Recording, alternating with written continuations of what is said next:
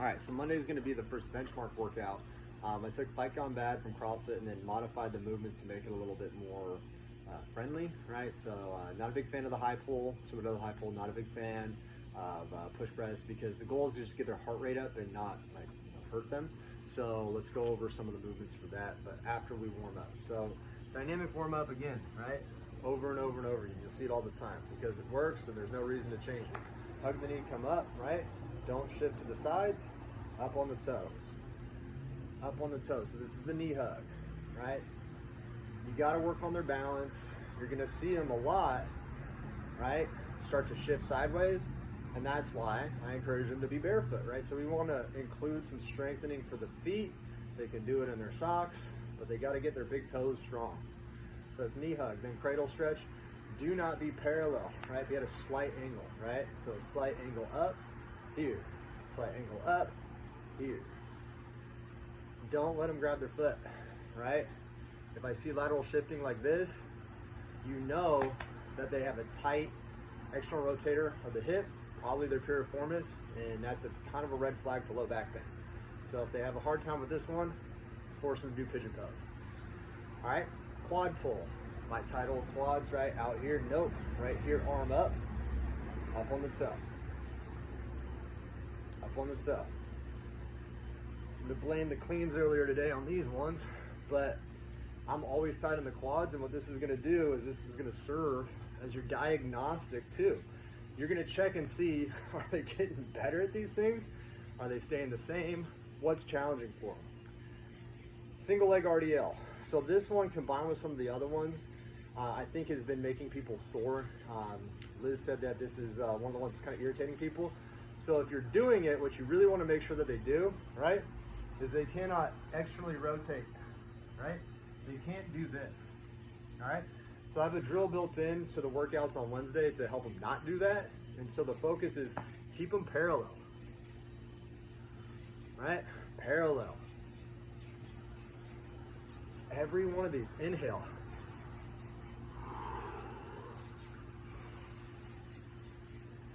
Another big thing that I'm seeing, especially with the morning crew, is nobody's breathing, right? And then a couple of the people that are breathing, they're breathing backwards. So you always inhale into the eccentric portion, so the loading, eccentric, exhale concentric, inhale, exhale concentric. As I exhale, I tighten my abs up, inhale, exhale. So don't let them slack on that, because what's gonna happen is that is actually an anti-rotational exercise. So if I'm doing it and I'm falling, right, I don't have the strength to make it non-rotational. So I'm rotating, that's transverse plane movement, that's gonna be where they get hurt. Don't let them do that. Or they're just gonna be uncomfortably sore right here. They don't like that either, so don't do that to them, okay? Lunge twist, deep lunge, in line, 1, 2.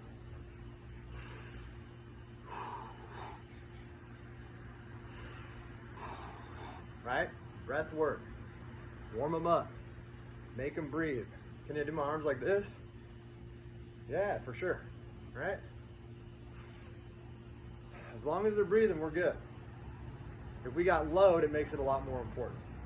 Lateral lunge.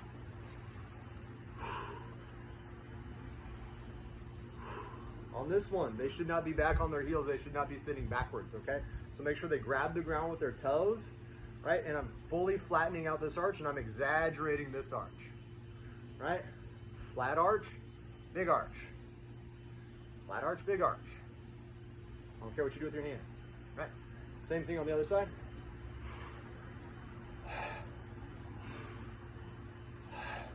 In through the nose, out through the mouth. Nose is better than mouth because it's gonna fight your dry mouth, right? So if you're working out and you're a mouth breather, it's going to be a little difficult for you because you're going to start to get dry mouth and it's going to be difficult for you to continue to push hard, right? So I like nostril breathing as much as possible. If they are mouth breathing, they're also pushing it too fast for the warm-up, right? World's greatest, step forward, right leg down, left hand down, exhale, inhale. Yes, it's yoga-like, right? It has to be, because if you want to strengthen your diaphragm, you gotta breathe. And you gotta breathe and compromise your loaded positions.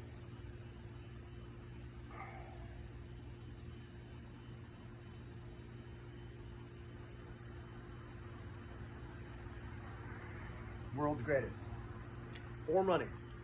So, limited space, high knees. There's a root right there. Ouch. Butt kicks. Lateral shuffle. Right? Marching A's. So, like A skips, ball of the foot. A skip. Ball of the foot. Lateral bound is a jump.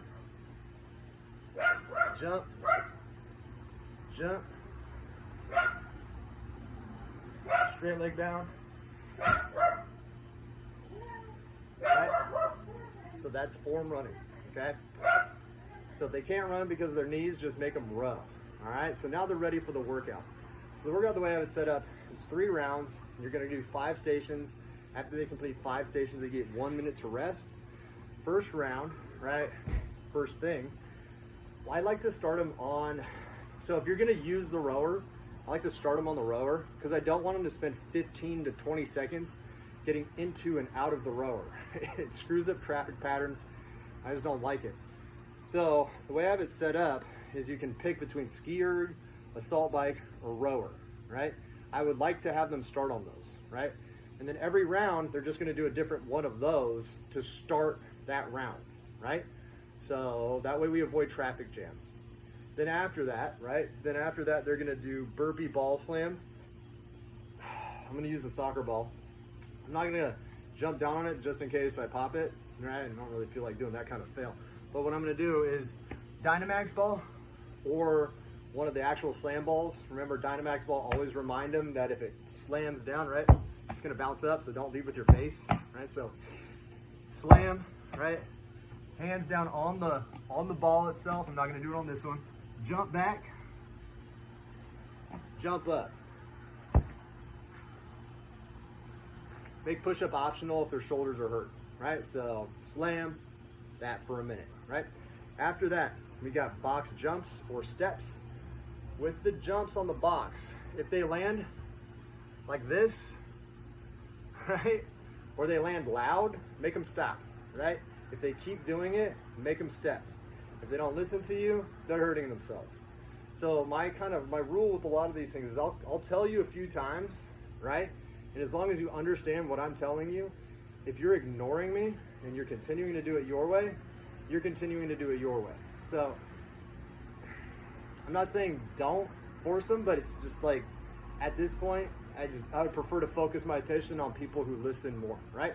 So then what ends up happening is because you got them for a long time, the people that you put more attention into that actually listen to you, they're gonna make more progress, and then the ones who are doing their thing are gonna either get injured and wash out, and we just don't waste our time on them, right? So it's kind of, again, I mean, it's the best way that I've found to navigate this. So rather than be like, do it like this, and they're like still not doing it, just, I don't worry about it now.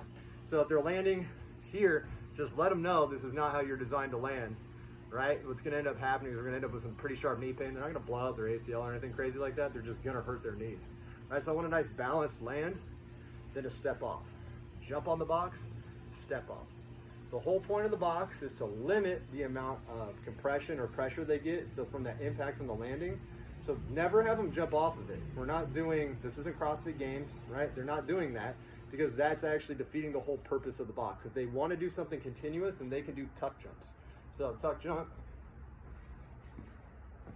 they can do those, right? So if they want to do something continually and you're okay with them doing that, they have good knees, you're not worried about them tearing their Achilles or anything like that, they can do continual jumps like that. Steps, your standard steps, just walk up and down. 12 inches to 24. 24 is brutal, so I usually pick about 20, and that's gonna be, it's already written down on there, okay? Kettlebell swing or deadlift, okay? So kettlebell swings, it's a power phase movement. So if you're familiar with NASM, like the OPT model, power phase movement is the most advanced, and I see kettlebell swing is done wrong all the time, right? So if they're picking it up with their shoulders and they're not actually using their hips, turn it into a deadlift, right? So deadlift, stand over the top, right over the shoelaces, hinge back. I'm looking for a flat back, not a overarched or a butt wink, right? Here, exhale.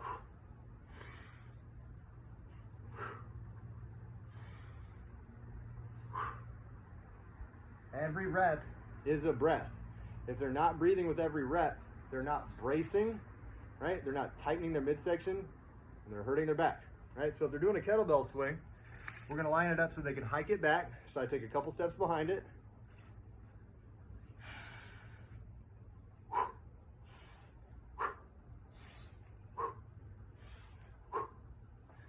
Right? Why that swing versus the above the head swing? Well, lots of reasons. Main reason is this position on your shoulders for most people with their shoulder mobility is a no-go. So no, right? Right here, just a straightforward hinge. No T-Rex arms out, so they're having to lock in and brace their abs. It's just like a plank. The top position is the top, is a plank, right? So exhale, tighten everything up, okay? Last but not least, dumbbell or kettlebell thrusters. Squat position, right? Both hands, do the dumbbell. All right, so imagine I got to inhale.